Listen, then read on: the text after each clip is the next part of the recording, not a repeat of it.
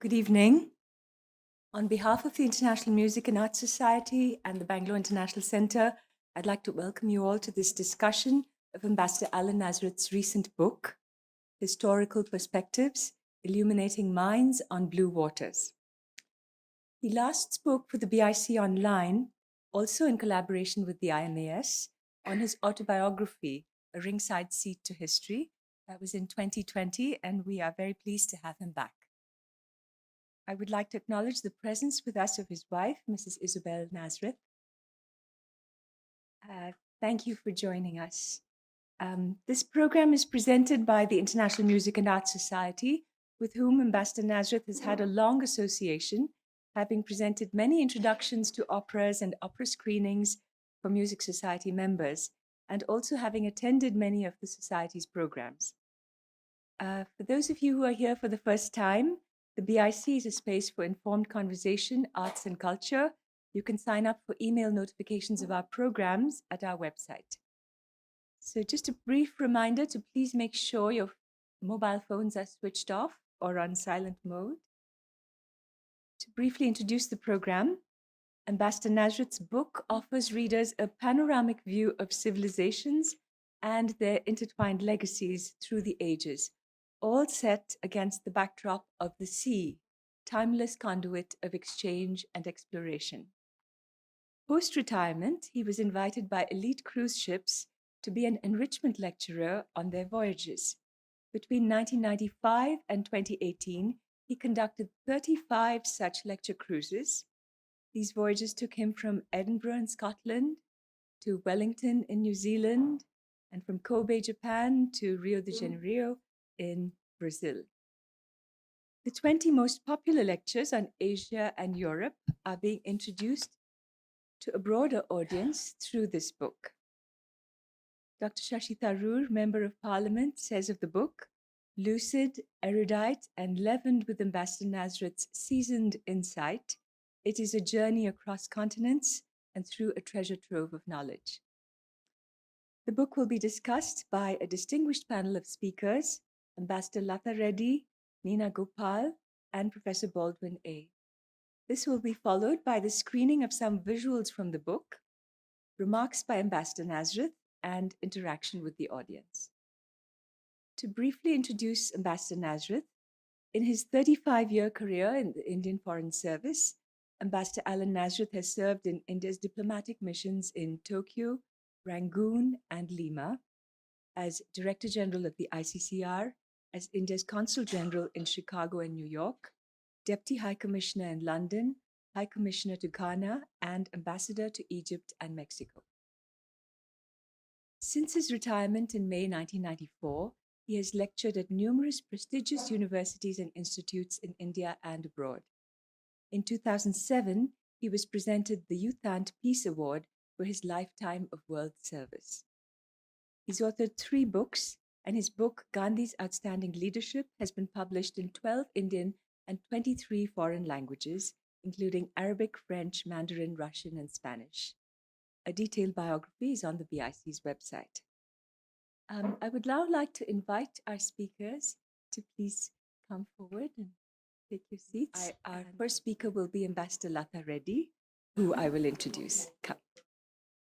Ambassador Reddy served in the Indian Foreign Service from 1975 to 2011, and her postings included Consul General in Durban, South Africa, and Ambassador to Portugal, and later to Thailand. She served as Secretary East in the Ministry of External Affairs and was appointed as India's Deputy National Security Advisor in the Prime Minister's office from 2011 to 2013. She was co-chairman of the Global Commission on Stability in Cyberspace.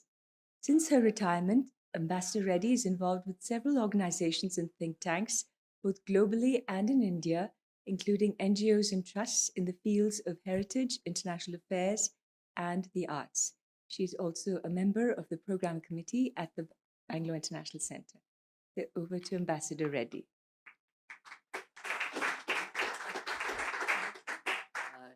I actually have the privilege of having served with Ambassador Nazareth in the Indian Foreign Service. And so what I have to say is going to be largely centered around the importance of soft power and the importance of cultural diplomacy.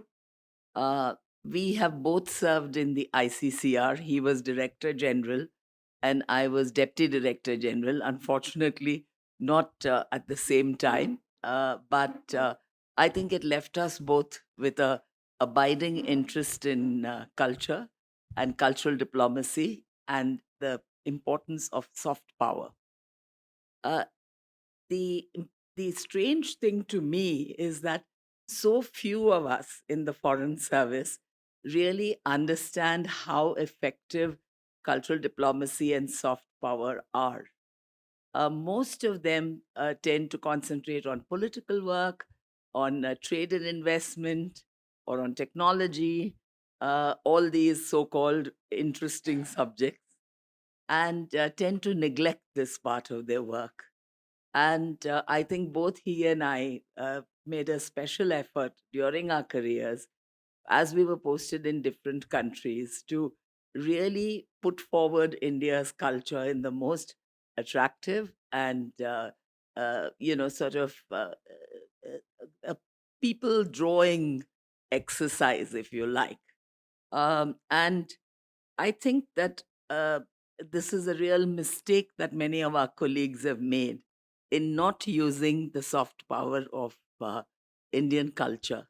And so I would like to associate myself with Ambassador Nazareth in the effort to use cultural diplomacy and to essentially project India as a great cultural nation, a great cultural power, and something that really attracts people. Moving to the essays themselves, it is really impressive that Ambassador Nazareth, my dear friend and colleague, has given lectures on cruises on 35 journeys. I'm sure this has led to many more than 35 lectures, perhaps 70 or 80 on the whole, Ambassador. I mean, you'll have to give us the total number. But what we have is a very select number of 20 lectures, as you've heard. As he himself says in his dedication, quoting Ibn Battuta, another great traveler, traveling leaves you speechless, then turns you into a storyteller. And Ambassador Nazareth is a storyteller par excellence. In these 20 essays, what struck me most was the breadth, depth, and range of these lectures on both Asia and Europe. There's Greek civilizational history, there's ancient sea routes, particularly of Portugal and Spain, India's historical links with Southeast Asia, there's China's civilizational legacy, and there's the ancient kingdoms of Arabia and Africa. The travels, as Pratiti has already said, took him from Scotland to New Zealand and Japan to Brazil. So, really, literally all over the globe. There are wonderful archaeological sites which he has written about, temples in Japan, Angkor Wat in Cambodia, Shwegadon Pagoda in Myanmar, Borobudur in Indonesia, Petra in Jordan, one of the great wonders of the world, the pyramids, the Sphinx, Abu Simbel in Egypt, Greco Roman ruins, the Acropolis in Athens, Ephesus Library in Turkey, and the Alhambra, that crown and the jewel, in Spain. The Asia lectures have obviously included Indian history, covering a broad sweep of understanding India, its spiritual heritage, Mughal contributions, and Mahatma Gandhi, of course. Uh, Southeast Asia, he has really talked about the crossroads of history, the maritime rivalries in the Southeast Asian region, and Islamic religion and Islamic fundamentalism. He's talked about China and its heritage. He's talked about Japan. He's talked about India, UK, and America. which is perhaps the only thing that isn't really directly related to Asia. The European lectures, he's talked about great naval Mediterranean battles, the rise and fall of Greece, and the Olympic Games, the Roman legacy, Venice, again, the rise and fall of Venice, and Portugal's maritime voyages, Spain, Europe, and the world, particularly the Islamic heritage in Spain, the Alhambra, Granada, Cordoba, Ronda, all of these are really what Spain has bequeathed to the world of the long Islamic occupation of Spain. He's talked about Napoleon. He's talked about Ireland. He's talked about Islam in Europe. So, with that, I'm going to conclude my brief remarks. And Ambassador Nazareth, it's been an honor to have served with you in the Foreign Service. And I can only wish you good health and happiness in the years ahead. Thank you.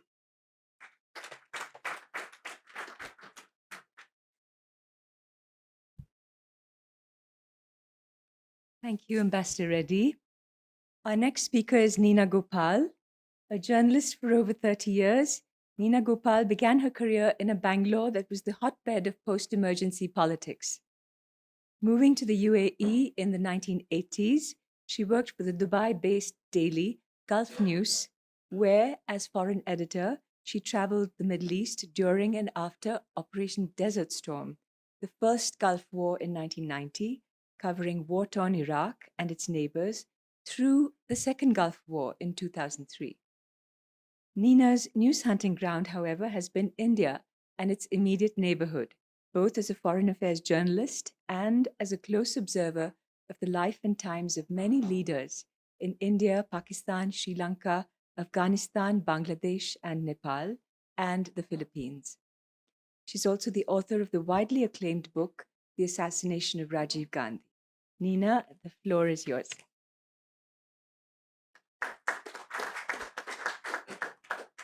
First, let me say a big thank you to you, Ambassador Nazareth, and Ms. Urmila Devi, and IMAS for hosting this event. I'm extremely chuffed to be sharing the podium with Professor Baldwin, who I've had a very interesting conversation with, and my idol, Ambassador Lata Reddy. So the book, Historical Perspectives, is an amazing book, sir. It takes you back to the origin story of so many countries. I mean, most diplomats, as Lata Reddy says, focus on the analytical, on the immediate, the contemporary.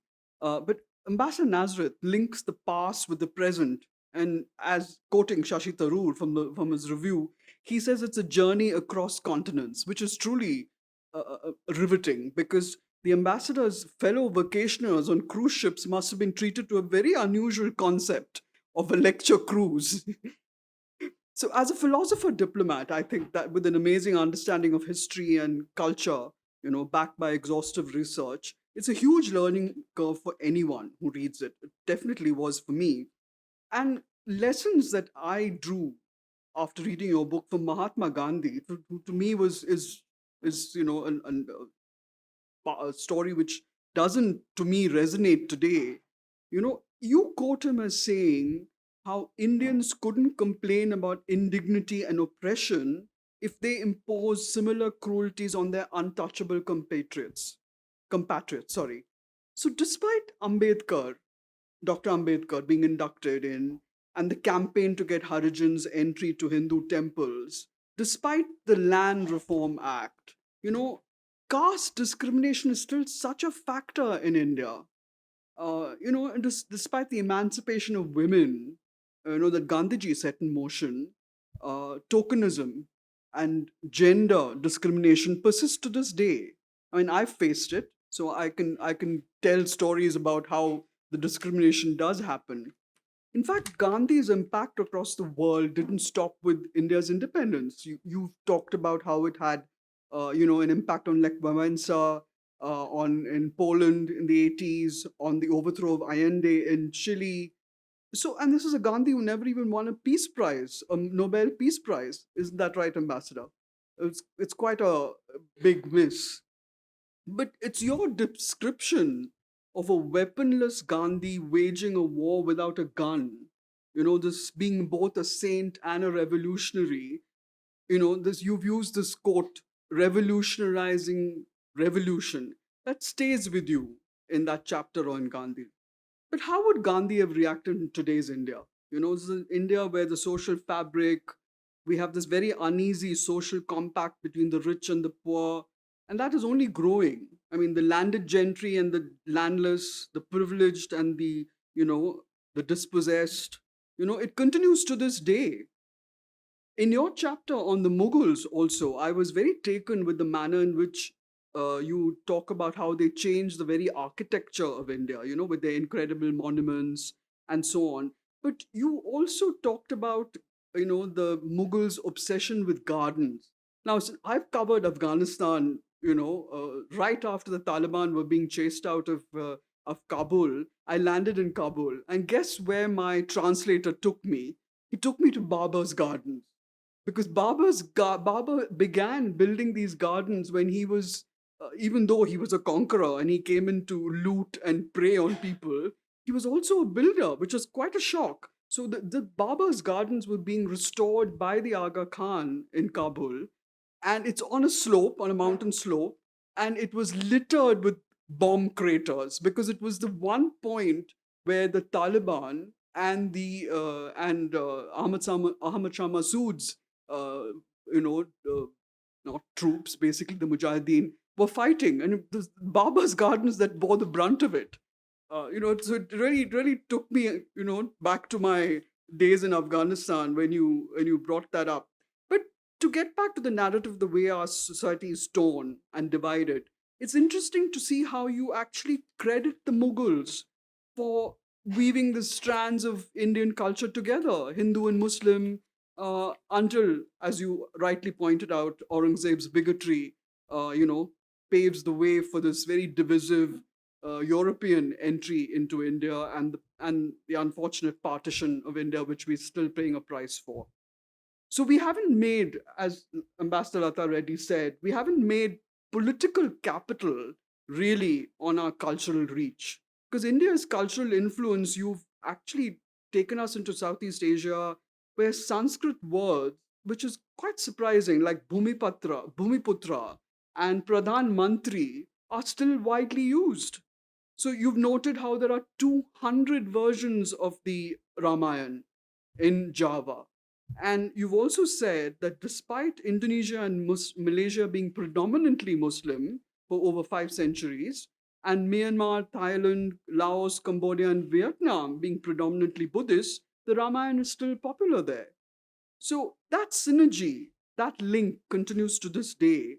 So when you look at the Middle East and the Arab world also, I mean, this dates back millennia. So the trade routes that you talk about that emerged from Aden and other seaports in Yemen, the land routes that traverse the Arabian Peninsula. You mentioned the camel caravans that went from Makkah to Petra in Jordan. I visited Petra during the first Gulf War. I was the only person there. I was put on a donkey and made to go through this slight, the tight crevice that makes you enter Petra. And it was extremely unnerving to know that, that there was nobody there except me and the tour guide, But that was the first Gulf War. I was going to Ruwayshat, where the hundreds of refugees from Kuwait were being given shelter by the UNRWA. And that's when I decided to take a detour and go back to where the Lawrence of Arabia traveled. But India's links with the Arab world continue to this day. I mean, the traders who came to our shores brought various cultures, Islam and Christianity. They were also followed by the Dutch and the British and the French to Goa and to, Kochi, and you say Mangalore, which was attacked by the Portuguese. But it's that syncreticity of language and culture which makes our coastal regions so interesting. I mean, that persists to this day. It influences our language. I mean, in my mother tongue, in Malayalam, there are words that are apparently Portuguese. It affects our customs, our physiology. I mean, that's what makes us look different from each other. And it makes India the melting pot, the wonderful melting pot that it is. And Ambassador, when you served in Egypt, it was a major power. right? I mean, you must have been given very special treatment. I was, whenever I traveled in the Middle East, I just had to say Hada Hindi, which means I'm an Indian, and all doors would open. And they loved in the Indian movies. I mean, they used to come after me and say Hema Malini. So I said, I'm not Hema Malini. I don't know Hema Malini. So this was the way the Arab world was and continues to this day. So, but it seems it's as if it's trapped in a complete mess at the moment. Looks like a third world war, literally, with Iran and Israel pitched against each other, Gaza, and now, of course, Russia, Ukraine. But I'd like to conclude with you raising this very interesting concept of how wars are increasingly being fought today just as they were in the run up to 9/11. You call it asymmetric warfare, which we all know now. And here we have Pakistan returning to the use of jihadi terror, as to undermine India all over again. And the comment that you make, Ambassador, of these fanatical suicide bombers becoming the new symbol of the 21st century also resonated with me, because this is how, and you say this is how military reprisals, only fuel further acts of terror. That is deeply troubling. So, but given the bushfires around the world, I think we need to look at your next cruise, possibly through more peaceful blue waters. So, wishing you all the best with this book. Thank you very much. Thank you, Nina. Our next speaker is Professor Baldwin A. Professor Baldwin pursued a Bachelor of Arts in English Literature, and his academic interests further deepened during his postgraduate studies for a Master of Arts in English Literature. His subject expertise spans African literature, American literature, Dalit literature, Indian writing in English, and linguistics and phonetics. He currently serves as assistant professor at St. Aloysius Degree College, Bengaluru. He is known for his innovative approach to academics and his excellence in teaching and dedication, which were recognized with the Youngest Best Teacher Award in 2023 from the Global Institute of Management Sciences. Professor Baldwin is also a frequent guest speaker and a committed researcher, having published and presented numerous papers at international conferences. Over to you. Good evening to one and all present here. First and foremost, I would like to thank the Almighty for giving me this opportunity to stand before you. And it's a great privilege and honor to discuss about this beautiful work of art, the historical perspectives, and illuminating the minds on the blue waters by Ambassador Pascal Alan Nazareth. Being a traveler, scholar, and a historian, Ambassador Alan Nazareth, sir, your tremendous contribution toward this book enlightened the minds of the readers to think more deeper about the politics, philosophy, and culture. This book also educates the people with the global history, especially after reading this book. When I started giving a book review about this book, I consider this book as a global history, where I started reading individual books. When I started reading African American literature books, African literature, American literature, history of English literature, and Dalit literature, subaltern literature, partition literature, and so on. But I can see everything in this one book, that is Historical Perspectives. This book educates the people with a global history through the lens of cultures and conflicts. This beautiful work of art offers the readers a panoramic view of voyages and a backdrops of the sea, which also explores the trade practice across the Indian Ocean, where we can also see that through the invention of Marinus compass, where we can also see that America became financially more stable because of the invention of the Marinus compass. Through the invention of Marinus compass, the exchange of trades and exchange of goods was possible. And naturally, the America had a gift to connect from various parts of the world. and India is one of the largest production of raw materials, and they colonized India, and as well as they took the raw materials from India as well, and financially they become very stable.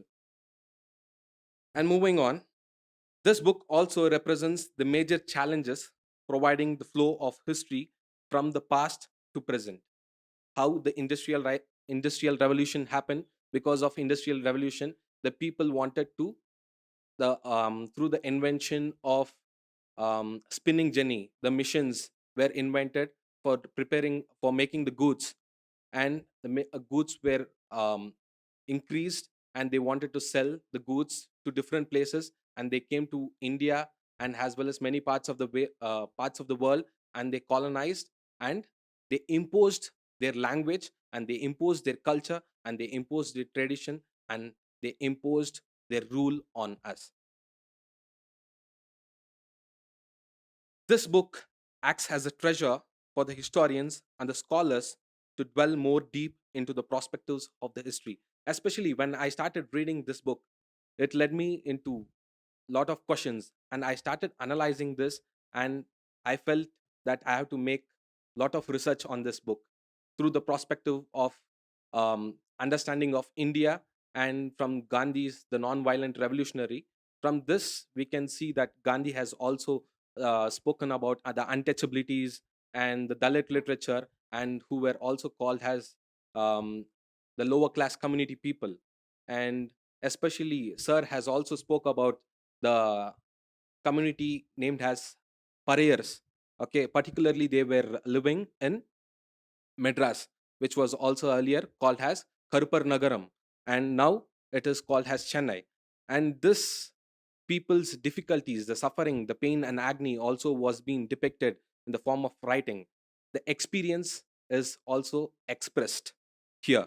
And this book also guides many people to enrich the vocabulary and the vocabulary selections which has been done here, and especially when it comes to the heritage, the rich cultural heritage of China. And Sir has very clearly explained about the language, the literature, the drama, the poetry, and the sonnets, and so on. And we can also see the architects, the sculpture, the philosophy of China, and everything is expressed very clearly. And this also speaks about the postmodern independence and the argument and the insights of the great leaders from India, such as Gandhiji, Nehru, and Dr. B.R. Ambedkar. From Gandhiji's philosophy, where G.K. Gokhale says, Gandhi has in him the marvelous power to turn ordinary man into heroes, where he turns the pariah into heroes by giving a term named as Harijans. Harijans are the children of God.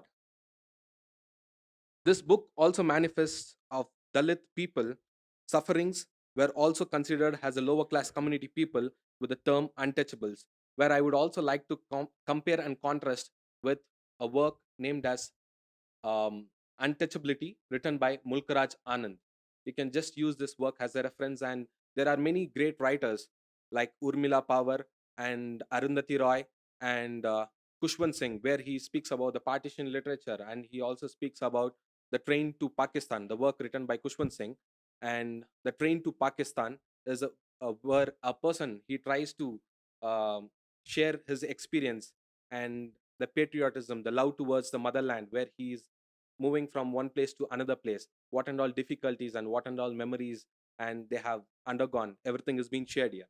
And another work which I would like to share here is the in-betweenness, in the in-betweenness of Vikram Lal, written by um, MG Vasanji, where he speaks about a person who has moved from India to America with the force. They have forcefully migrated from one place to another place, and they were not even considered as the white people, and they were not even considered as the black people. They were brown. And the in-betweenness, what is my identity? He's trying to find out his lost identity. This also can be considered, and this also is very clearly expressed in this book, The Historical Perspectives. It's very important for us to know about our country, India. However, the first topic, the understanding of India, it conveys the love towards the motherland and portrays the clear picture of the religion and philosophy. It is also very much essential for us to know that India is divided into various culture, tradition, and language, but people still unite with humanity, which was articulated around 800 AD and answers the Darwin theory of evolution, stating that all creation is a manifestation of the Creator. And also, with the reference of Shankara's Advaitas, says, Uddara Charitanam Vasudeva Kutumbakam, which means for all broad minded, all of humanity is one family. This principle deeply influenced the Indian psyche and spiritual tradition. Finally, I suggest the people who love reading books to kindly go for this and grab this book. It is a global history where you can get the clear picture about all the histories, and it also speaks about the literature, which is a mirror of the society. Being a traveler, and Sir has experienced and explored and has expressed in this book. Kindly go for it. And thank you so much, sir, for giving me this opportunity to speak about this book. And thank you, one and all, for your patient listening. Thank you.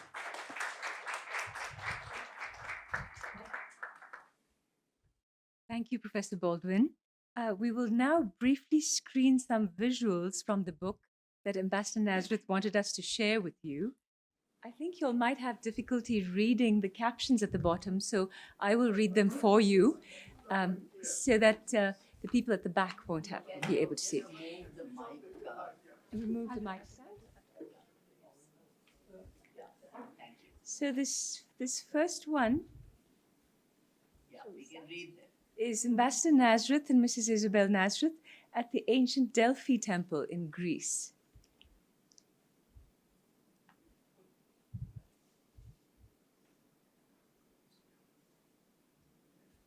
Here they are at Flom railway station and seaport in Norway. The seaport is on a fjord 180 miles inland and 4,000 feet deep that can handle even mega cruise ships.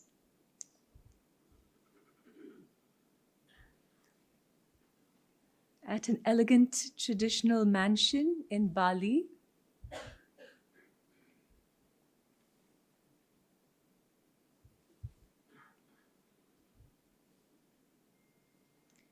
This photo of the Millennium Sunrise was taken by Ambassador Nazareth from the Song of La cruise ship at the International Dateline in the South Pacific at 6:20 a.m. on the 1st of January 2000, welcoming the new millennium.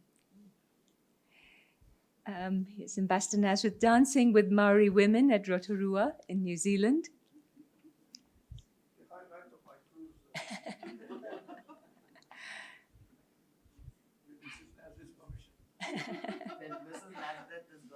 Here's, on the left is Isabel getting a traditional nose rubbing welcome known as the Maori hongi in New Zealand. And on the right, she's at the boiling mud pond at Waiotapu Thermal Wonderland in Rotorua, New Zealand.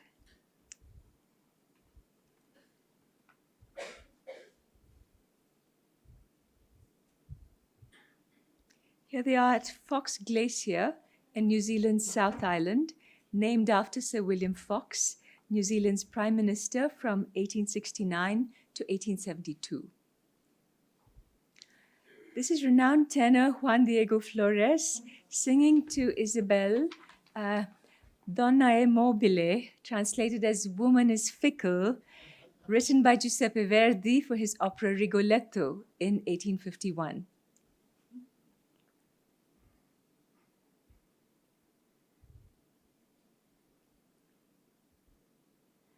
Here they are at St. Basil's Cathedral in Moscow.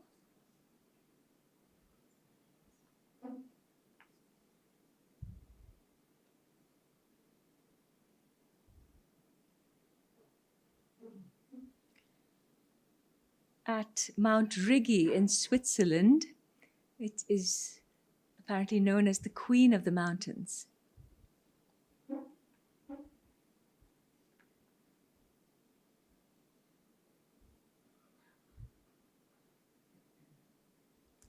There's Isabel in front of a sightseeing road train in Lucerne, Switzerland. And on the right is Ambassador Nazareth at the Rolex watch headquarters in Lucerne. Ambassador Nazareth at Nelson Mandela's cell on Robben Island. During South Africa's freedom struggle, Mandela spent 18 years in this 2 by 2 meter cell. And on the right, he's at the Museum of Prehistoric Terra in Greece. Here they are at Chemin de Areny on the France-Switzerland border.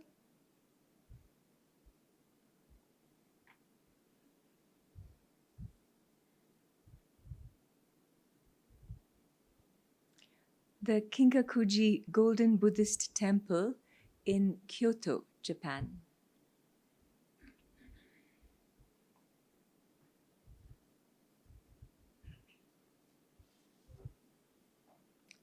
Here they are with a cruiser couple in front of Longwood House in St. Helena, where deposed French Emperor Napoleon Bonaparte was imprisoned and died in May 1821.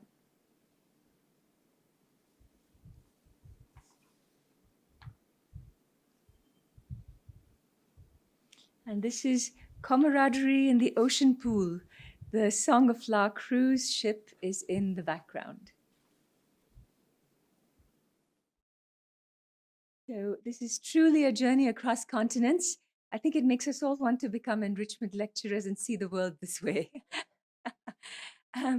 We now request Ambassador Nazareth to say a few words. Well, I would like to say, first of all, how happy and honored I am to see so many of you here. At age 91, 89, I suddenly feel 10 years younger. It's such an honor to have dear Lata Reddy, my IFS colleague, Nina Gopal, renowned journalist and author, authored a book on the assassination of Rajiv Gandhi, and this very brilliant young professor, to have discussed my book, to find my very distinguished and renowned sister Margaret Alva here among us, also to find someone who's come all the way from Tezpur, the former director of the National Gallery. She's in Tezpur. She was to come here apparently about this time, so she coincided her visit to be present at this particular event. I'm deeply grateful to her and greatly honored. I would like to tell you all, first of all, how I got involved with this whole business of lecturing on a cruise ship. When I retired from the Foreign Service, I took it for granted. It was the end of all my days of travel. I therefore had decided to dedicate the rest of my life, whatever years the Almighty has given me, to research and write about Gandhi. That's what I began to do. About 4 months after I retired, a nephew of mine who was in the travel business called me and said, "Uncle, would you like to lecture on a cruise ship?"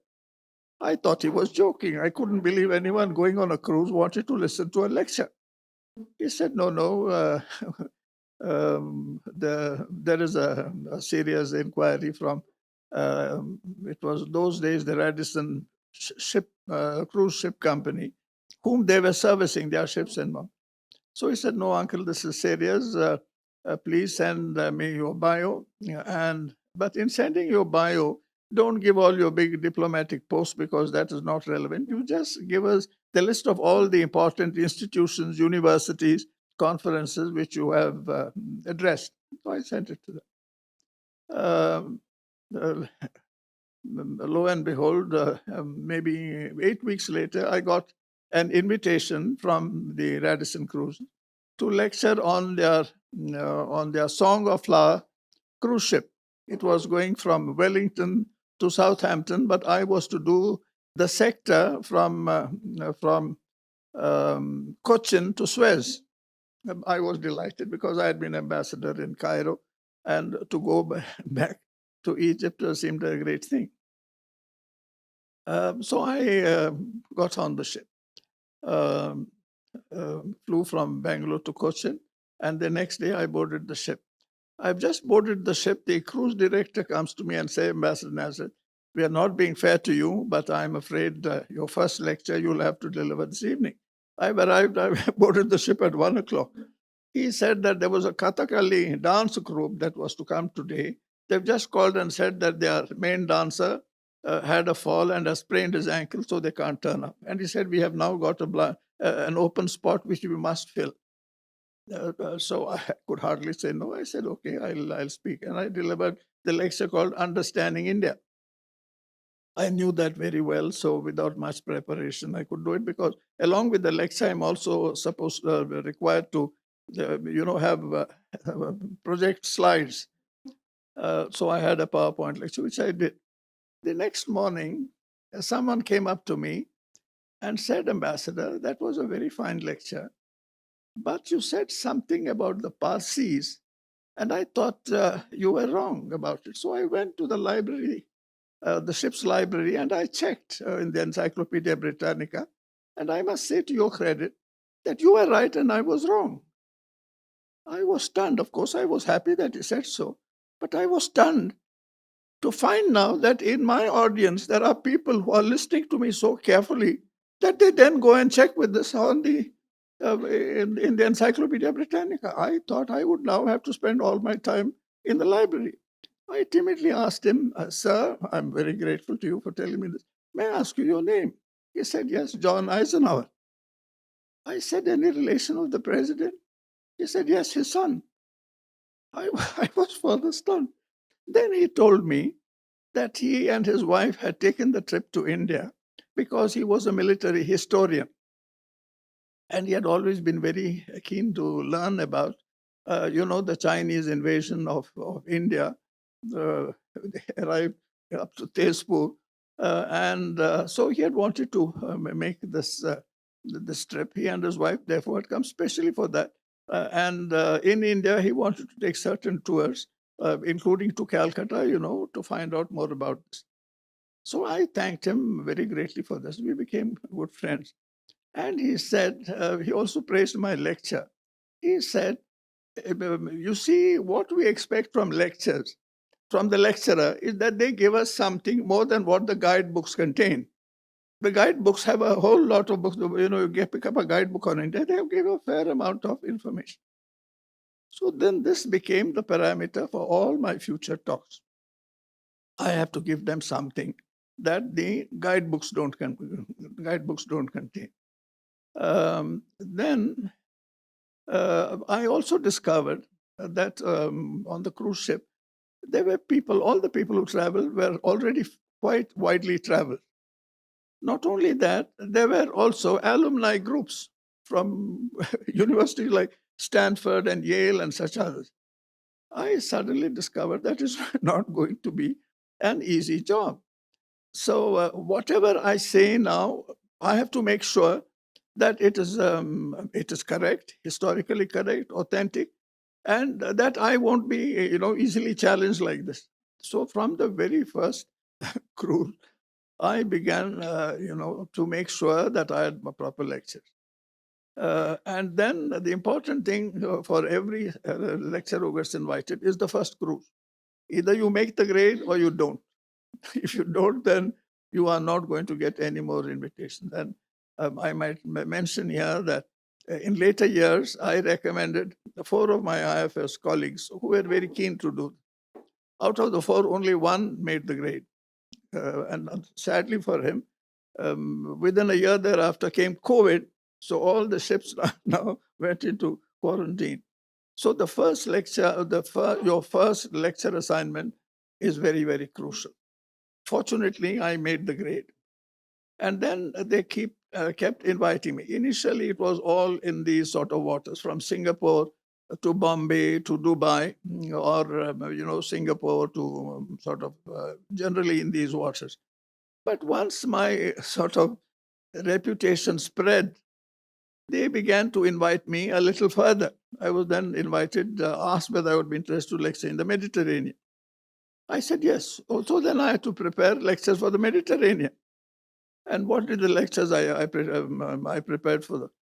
I prepared the greatness and tragedy of Greece, the Olympic Games, the rise and fall of Venice, Portugal's empire, tricontinental empire over 500 years, Spain, Europe, and the world, and the legacy of Rome, Napoleon's impact on history, etc.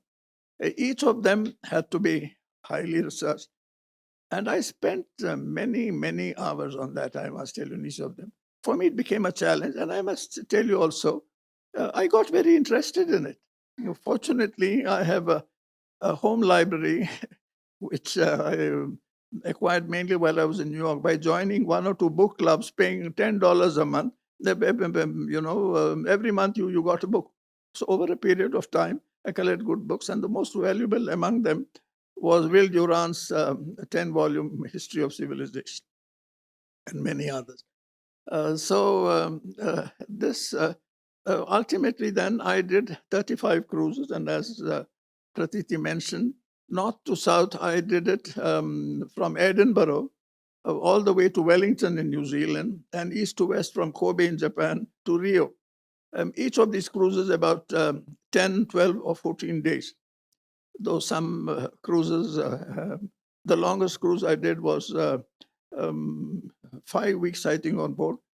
Someone asked me, "You have been on board for 5 years? Are you fleeing from justice?" Yeah. Now, I would also like to talk about the ships that I lectured on. For the first 8 years, 1995 to 2003, it was a small ship called the Song of Flower. It had been built by the Japanese. They were trying to promote I don't know to call it, the art of cruising or the practice of cruising. Unfortunately, it didn't catch on with the Japanese. The Japanese are very, very focused on golf. So they would sort of fly even for the weekend from Tokyo to Hawaii or, to Aspen or someplace or the other. So the ship was sort of floundering in Japanese hand. Radisson then bought it, and it became part of the Radisson fleet of cruise ships. So for the first 8 years, 1995 to 2003, all my lectures were on the Song of Love. It was an amazing ship. It had 240 passengers and 185 crew. So you can imagine there was such personalized service. They call it, for instance, a buffet dinner. Most of these dinners, of course, are sit-down dinners, but sometimes on a Sunday afternoon, on deck, they would have a buffet dinner. You go and you pick up your, whatever you want. The moment you have picked it up, someone will come, pick up that plate from you so that you don't have take the trouble to carry it to your own. So this was the type of attention that they have. There is a sort of an impression among many that the bigger the ship, the grander it is, which is completely untrue. Because in the big ships, it's really like going to a football match and staying there for a week. There are so many people on board. There are so many decks. You meet a nice couple and you never see them again after that on that big ship, various sitting. So the really elegant and expensive ships, if I may say, are the small ones. The other great advantage the small ships have is that they can go into small little ports. And a lot of interesting ports are small ones. For instance, Dubrovnik in Yugoslavia. Not all big ships can go there, or else they have to be parked, or then you have to go in, in lifeboats. So that's one of the great advantages also of small ships. Now, little by little, my fame, if I may, spread. And then in 2003, the ship, it was becoming old now. And once it had a major problem at sea, where I think the main shaft of the engine broke down or something. So later that year, they decided to sell it. So they had a farewell cruise for that, which was one of my memorable cruises. That particular cruise began in Edinburgh and then went over the tip of the island, the old, I forget the name of the islands. On top of that, there are some old islands. I was amazed that I found there were Stone Age settlements in those little islands there. Then we came down the east coast of Scotland, and we arrived in Ireland, in a very old place at the top of Ireland, where there is a monastery set up by St. Patrick. It's called Iona Abbey, an amazing place. And then we came down all along the coast of this. We went to Dublin, we went to Waterford, where the famous crystal is made. We arrived in Normandy, visited the Joan of Arc Cathedral, and then came to Lisbon, where Lata was ambassador. I told her I was coming, and I told her that we were very keen to go to visit the Lady of Fatima. And she so very kindly made her a flag car available to us. And Isabel and I were able to visit it. It takes just a day trip. We are so grateful to her. I hope you didn't have a big audit objection on that. Yeah, and then we then came down from Lisbon to Gibraltar, to Barcelona. We came to Genoa, to Naples, to Sorrento, and then went to Venice, touching into a little island. Came down Dubrovnik, so and so, and finally ended in a Turkish port. It was really memorable, I must say. That was 5 weeks. That was the time I was asked whether I was fleeing from justice.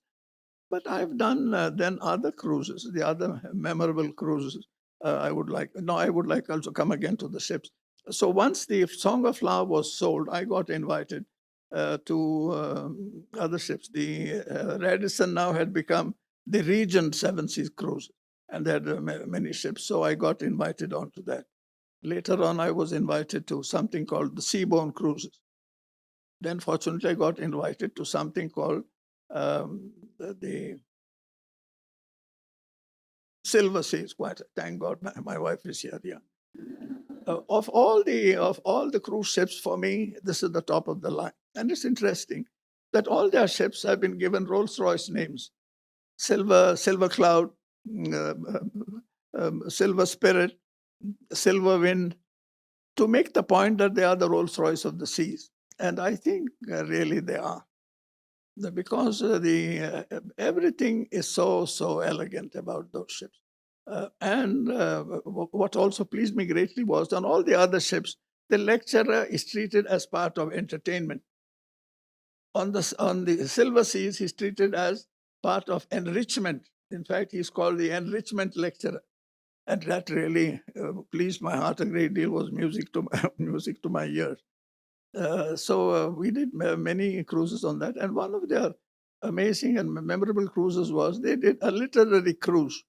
It began in the Seychelles, came to Colombo, then I think it also went to Trincomalee, and then ended up in Vijayawada. It's 10 or 12 days. Now, this was done by Silver, and they promoted it through the Vogue magazine. So the Vogue magazine had 3-page write-up about this particular lecturer and the lecturers on it. And each of the lecturer was called a literary lion.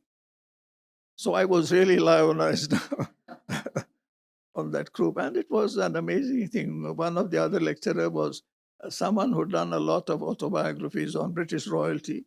Another one who had written about Tipu Sultan and his rockets.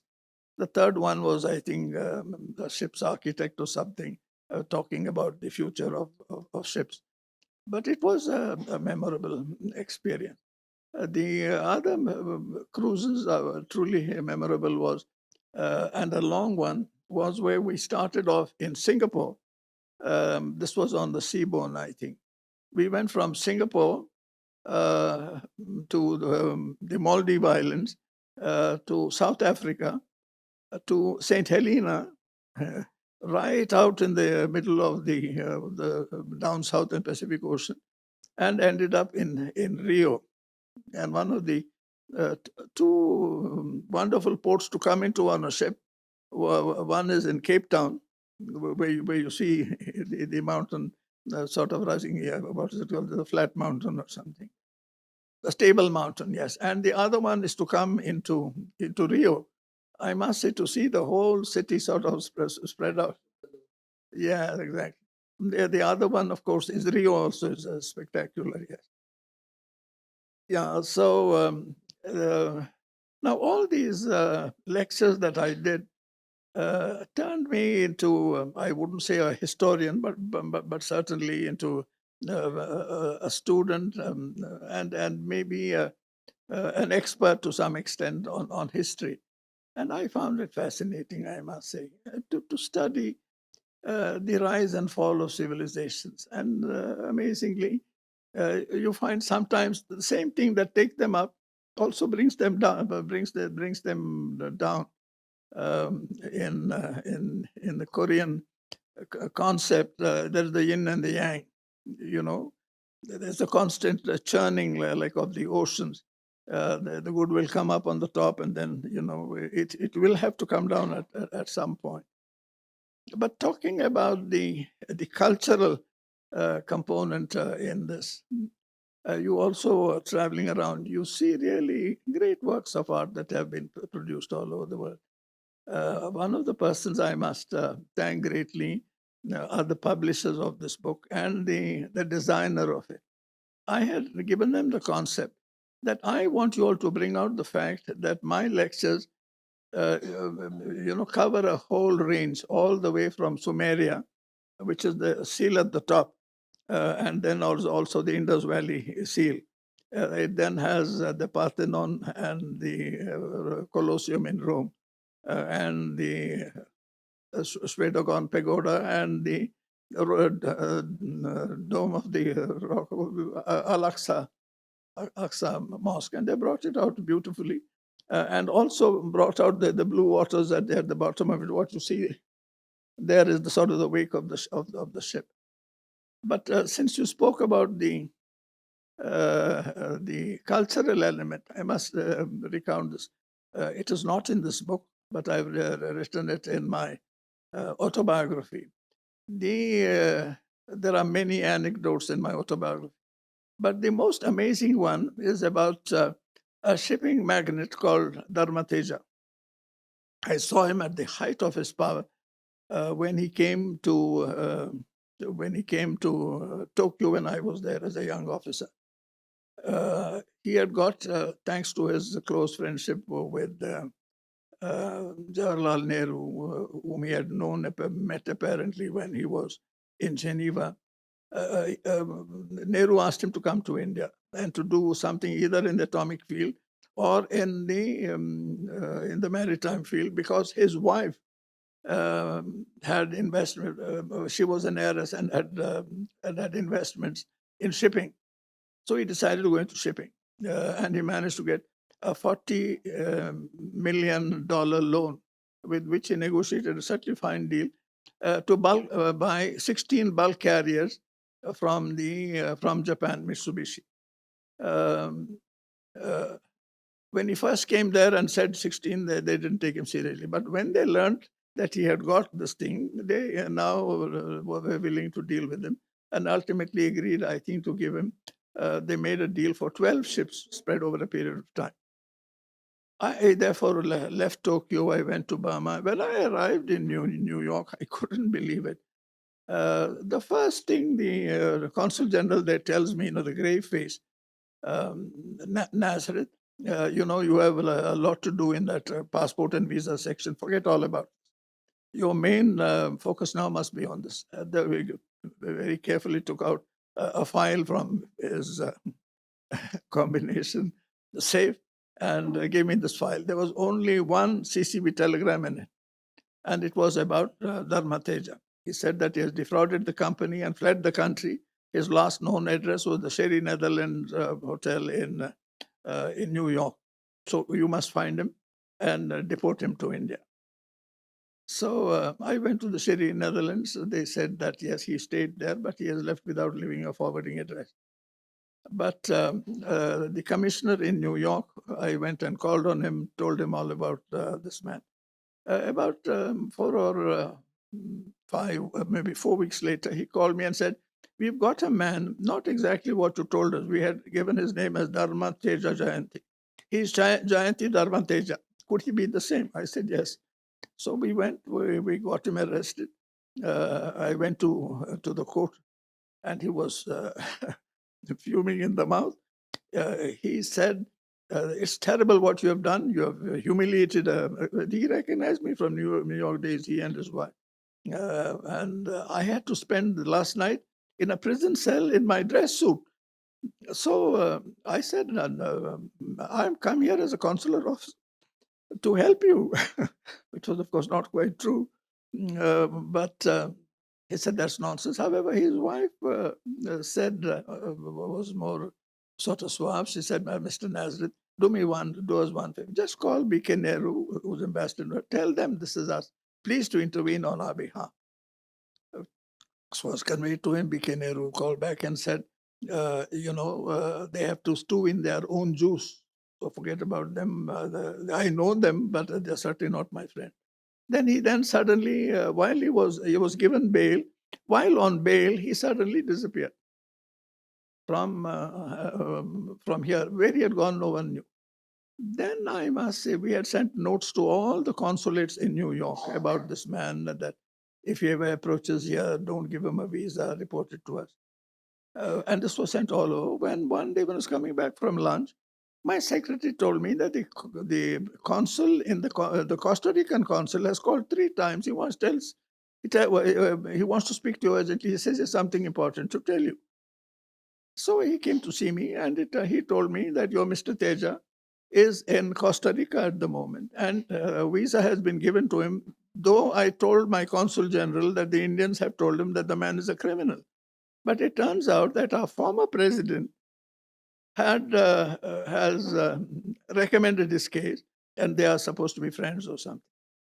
They're not really friends. We later discovered that Teja had given 30,000 rupees to the former president, with which, incidentally, a year and a half later, he used to be re-elected as president.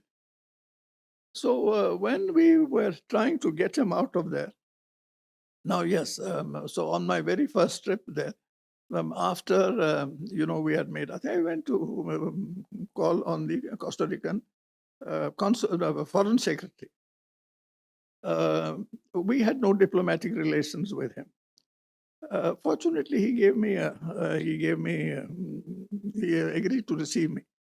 He said, "Senor Nazareth, there was no reason why I should meet you. We don't have diplomatic relations. You haven't given me much notice. I'm receiving you only for one reason, because you come from the land of Mahatma Gandhi.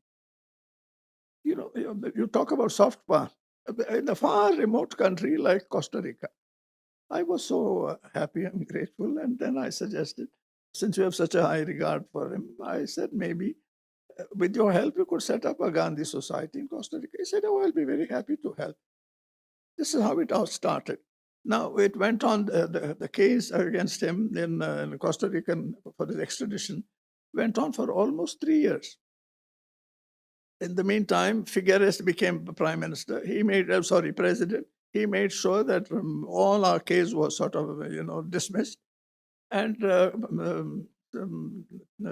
Teja was given a diplomatic passport, with which now he was, Costa was too small a place. He wanted to go to his old haunts in France and in Britain.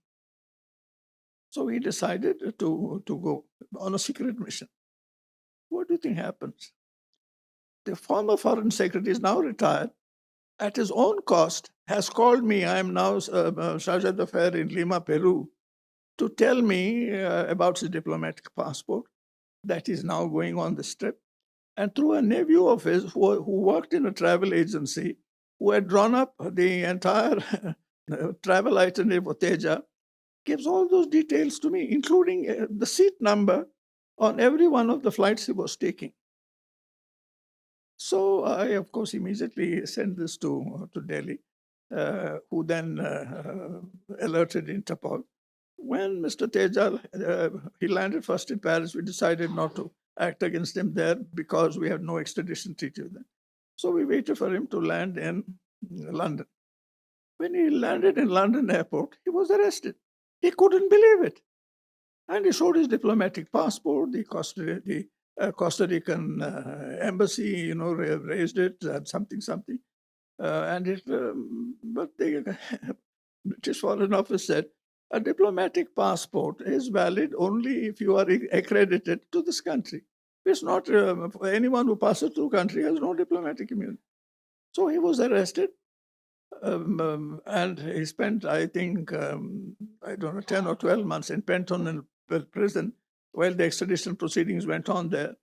And he was legally supported by Lord Denning, one of most renowned names. In spite of that, he was extradited to India.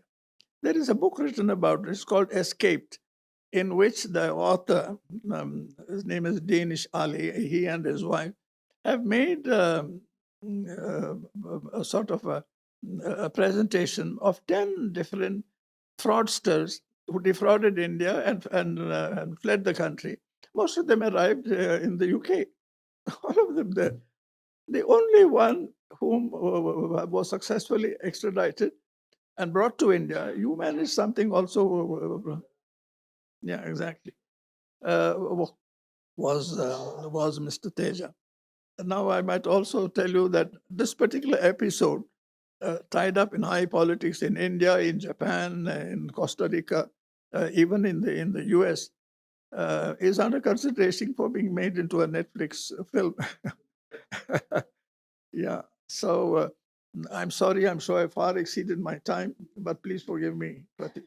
When I get an opportunity to speak like this, it's difficult to stop. Thank you. Thank you all so much. Thank all of you who are here.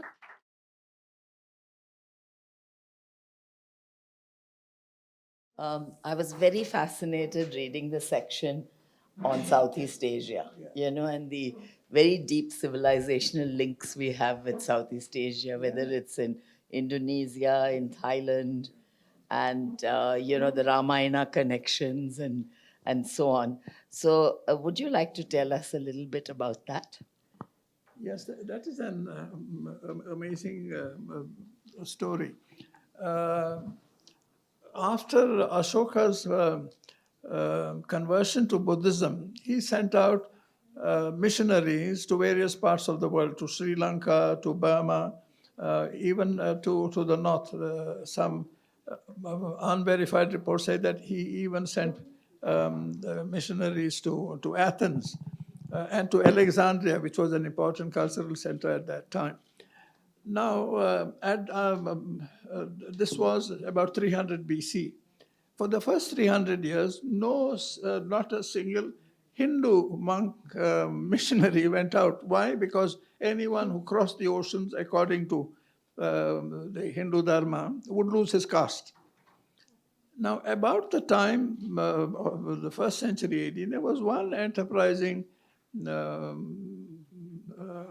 Brahmin, name was Kaundinya from Tamil Nadu somewhere, who said the Buddhists are going all over conquering the world. Hinduism is India's greatest gift to the world. So I'm going to go. I don't mind my caste. So he went to a place called Okio, which is part of Cambodia now. It was the sort of port town at that time. He arrived there and set up a little Sanskrit shop. One of his students turned out to be a princess from the royal household. And he must have been a very clever Brahmin, because a few years later, the princess married him. And they became the first of a long line of the kings of Cambodia. All Hindus. They built that famous Angkor Wat thing. In the meantime, it then also spread into Indonesia. And It entered Indonesia maybe about in the second century after Christ. And all of Indonesia became Hindu. It's absolutely incredible, because in those days, if the king got converted, then all the subjects are automatically converted. So the Brahmins, targeted first of all the king, and I think in many cases told him that he was an incarnation of Vishnu. Yeah. Which was a very effective form of proselytization. Once the king became Hindu, everyone then became Hindu. And for almost 1,000 years, or 1,500 almost, Indonesia was primarily Hindu. And that is why, and Sanskritized, all their ancient Hindu, the ancient poetry is also Sanskritized. And even today, they are, what shall I say, the prime minister is called Pradhan Mantri, Bhumi Putra, son of the soil, all Sanskrit words. And she mentioned about the Ramayana, some 100 different versions of it all over, not just in Jakarta, but all the other islands. It's only after the coming of Islam, about the year maybe 12 or 1300, the first traces are in Sumatra, and then little by little it spreads all over. Today, Indonesia is the largest Muslim country in the world. But you arrive in the airport in Jakarta, the first thing you see is a great sort of sculpture outside it of Arjuna in the chariot, Krishna and Arjuna. It's absolutely amazing. Another story I might tell you in this context is, when I was ambassador in Cairo, I went to call on the Grand Sheikh of Al Azhar. Oh, I'm sorry. No, sir, I'll bring it closer to you. The Grand Sheikh of Al Azhar. When I enter his room, he has not yet entered. I saw on his mantelpiece a great big silver carving of the same thing, Krishna and Arjuna in the silver chariot. So when he arrived in, I told him, Your Eminence, I am so impressed with this beautiful sculpture in your room. He says, I don't know what it is. It was given to me by the President of Indonesia.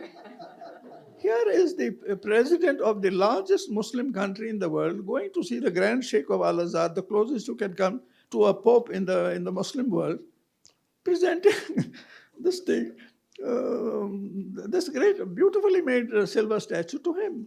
It's amazing, I must. This is the impact of Indian culture and, the cultural dimension that you spoke about, which not so many of us are aware of. So anyway, there are a lot of these such anecdotes in my book. She read out what Shashi Tharoor wrote about my book. There are many others also written about it, but what touched me greatly was, will you open it for me? Was something I got from my very senior colleague, Eric Gonsalves. He was 97. For his birthday, it was recently, I sent him this book. And he wrote to thank me. Lata, please read Yes, read it. Yeah, I've got a mic, sir. Don't worry. You were very kind to remember my birthday, and what a magnificent gift. An up-to-date world history. It's not only a most useful reference volume, but also very difficult to put down as the content is very absorbing. I always felt that my postings limited to North America, Western Europe, and Southern East Asia gave me an inadequate worldview. Now I can make up for it. Eric Gonsalves. He's a wonderful man, incidentally, and I still go for his birthday party every year. And I often see Isabel there as well. And but you haven't been able to come recently, I think, sir. I was there for one of them, and I'm greatly touched. that when we celebrated our Diamond Jubilee, the 60th, he couldn't come to it. I know. But he hosted a lunch in our honor in his house and invited a lot of our friends. Wonderful, But the wonderful. moral of the story is Yeah. that my book makes a good birthday gift also. So Yes. Well, everybody please note that. But I just wanted to mention one other thing, and then I'll turn it over to my colleagues if they have any remarks.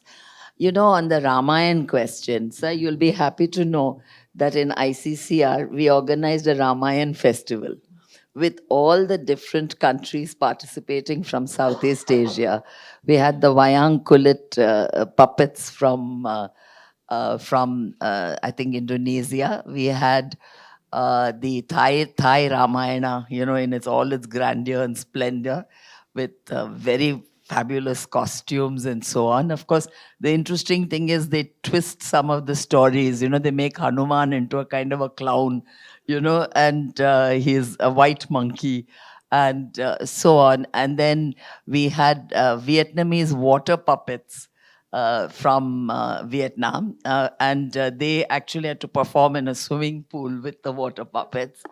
And we had this fantastic Ramayan festival and exhibition along with it. So to show the cultural connections between India and Southeast Asia, basically. But Nina, I don't know whether you want to say something. No, I just want to say that the whole business. I mean, when you land in Bali, I mean, the most stupendous temple there is Saraswati temple. I mean, it was quite amazing to see it so far away. And you know, I mean, even and what I said about how doors open when you say you're an Indian, the doors open even in the Islamic world in the Philippines. There was an island that I went to where I went to interview there was a separatist group there which was beheading people and killing tourists and everything. So I'd gone there to interview the head of that guy and head of that group, and he said to me, he said, "You're from Kashmir." So I didn't say I was not from Kashmir because I didn't dare tell him that I was from Kerala. He said, "Kashmir, great country, India, great country." And you know, that whole connection that they make with India is truly amazing. Wherever you go. I'd like to add to something I said. Nina, you had mentioned about Islam in Spain. It's really an amazing story. It's not very much known that after the coming of Christianity, all the ancient Greek classics were all sort of swept under the carpet, in fact, sort of termed as pagan knowledge. Now, the persons who really brought the knowledge of the ancient Greek classics to the knowledge of Europe were the Arabs. You know, the Arabs came into Spain. They were the ones who translated them first into, they were translated first into Arabic, then into Latin, and the great translation center was Toledo in Spain.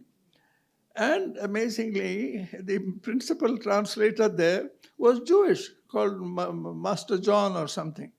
And over a period of time, the ancient Greek classics translated first into Arabic and then into Latin, then enter Europe. That is an amazing thing. And for these, they arrived there in 710. 1498, they were left out. So almost 800 years, Islam has been in Spain. And that was the time where the Muslim, the Jew, and the Christian all lived together. That is the amazing thing, in harmony. Because as far as Islam is concerned, there is no animosity to these other two religions because they're all called religions of the book. Yeah, and this is a point I've often made about the tragedy of Israel. I have visited Israel when Zubin Mehta was there, and he invited me to a big concert he was giving. It was wonderful being there.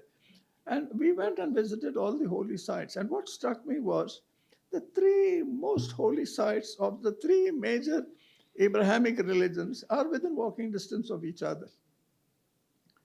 And if only, and I made this point to my Jewish friends, if only you will give up this business about being a Jewish state, If you can be like India, a secular state, where religion is something between you and your God, between you and your state is only your citizenship.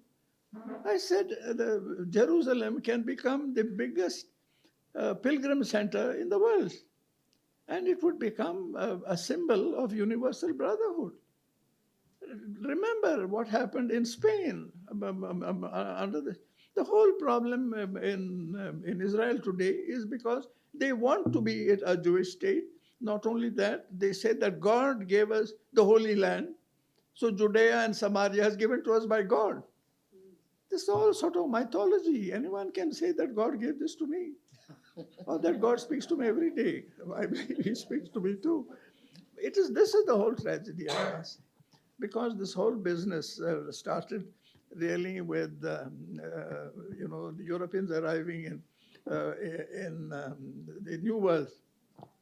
And since then, the destruction of indigenous people and take over their land has become the roadmap for most of the Christian countries of Europe. This is what enrages me, I must say. And they've used this in the name of Christ. They call this,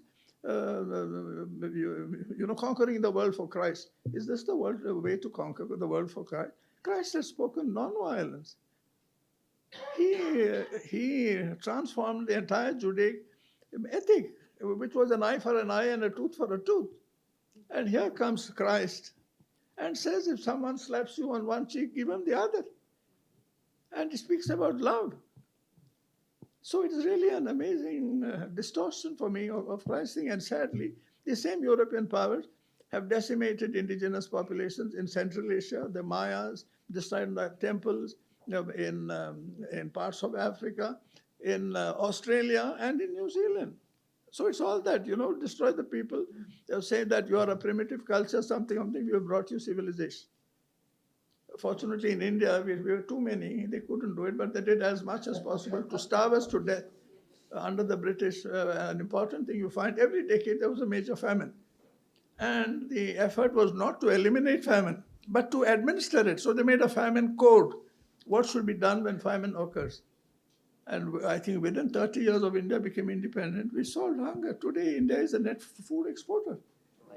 Heartfelt thanks to Ambassador Alan Nazareth, Ambassador Lata Reddy, Nina Gopal, and Professor Baldwin for this enlightening journey through the time and tides of global history.